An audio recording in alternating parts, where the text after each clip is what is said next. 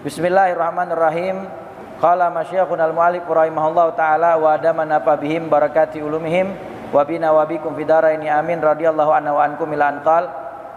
Bersabda baginda Rasul Nabi Muhammad sallallahu alaihi wasallam di dalam hadis ke-536 yang diriwayatkan oleh Imam Bukhari, kata baginda Rasul Nabi Muhammad sallallahu alaihi wasallam, "Husiba rajulun mimman kana qablakum falam yujad lahu minal khairi syai'un illa annahu kana rajulan musiran wa kana yukhalitun nas."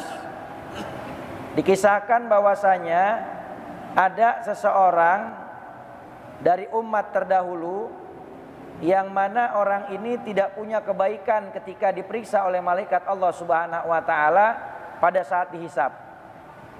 Hanya saja dia terkenal orang yang suka memberi pinjaman kepada orang yang membutuhkan. Dan dia juga terkenal orang yang bermuamalah baik dengan siapapun. Wa kana ya'muru gilmanahu an yatazawwaju anil mu'sir. Dan setiap kali ada orang yang berhutang kepadanya dan dia tidak mampu membayar hutangnya, maka dia memerintahkan kepada pelayannya untuk membebaskan hutang orang yang berhutang kepadanya. Jadi kalau ada orang yang berhutang sama dia, nggak mampu buat bayar, dibebasin karena Allah Subhanahu wa taala. Dia perintahin tuh pelayannya, kalau ada orang yang dia ditagih hutang lalu tidak mampu membayar, bebaskan hutangnya. Dia cuman begitu doang kerjaannya tuh. Tapi dicari kebaikan-kebaikannya ketika dihisab nggak ada oleh malaikat Allah Subhanahu wa taala kecuali hanya itu saja. Faqala Allah azza wa jalla li malaikatihi, maka Allah Subhanahu wa taala berkata kepada malaikatnya, "Nahnu ahaqqu bidzalika minhu." Sesungguhnya kami lebih berhak untuk melakukan yang demikian. Kami lebih berhak memaafkan dan membebaskan orang tersebut daripadanya. Tazawwaju anhu, maka bebaskan dia, tidak perlu dihisab. Allahu akbar.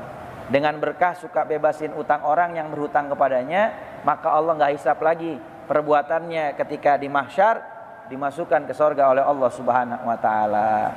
Maka ini amalan yang istimewa. Jadi kalau seandainya kita memberi pinjaman hutang kepada orang, di saat orang itu minta diberi tenggang waktu, maka beri tenggang waktu. Di saat tidak mampu untuk membayar, ulurkan waktu pembayarannya. Kalau sekiranya dia sudah mengatakan saya nggak mampu bayar, maka bebaskan hutangnya, maka akan mendapatkan tiket menuju surganya Allah Subhanahu wa taala. Allahu akbar. Cuman yang seperti ini berat. Bab utang piutang itu berat. Hutang adalah pemutus silaturahim paling tajam. Makanya hati-hati kalau sekiranya kita nggak bisa bayar hutang, mendingan jangan berhutang. Kalau sekiranya kita nggak sanggup untuk membebaskan hutang orang kepada kita, maka alangkah baiknya pilih-pilih ketika memberi pinjam hutang. Jangan sembarang orang dipinjam hutang. Apalagi kita tahu kalau ini orang memang nggak pernah bayar hutang. Jangan, nanti ngerusak amal ibadah kita, memutus hubungan silaturahim. Hadis riwayat Imam Bukhari.